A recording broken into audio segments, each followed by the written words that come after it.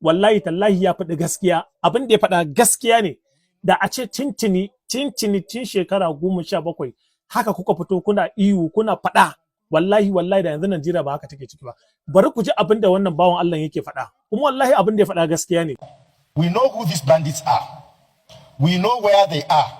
We know what they want.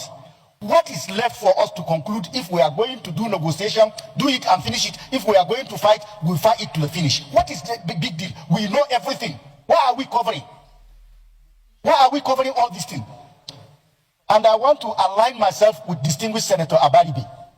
Sir, the issue that must take precedence is who withdrew the soldiers from Maga Primary School, on whose instruction.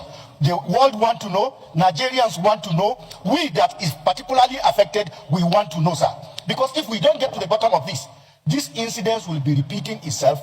Thank you very much, the Senate President. To kun gaba? Kun ji abin da ya faɗa ba? To ai kun ji irin ta. Yanzu ku duba wannan wani gidan jarida suka wani postin akan cewa wani dan majalisar wakilai na Najeriya yana roƙon shugaba Tinubu akan cewa kada a janye musu matakan tsaro.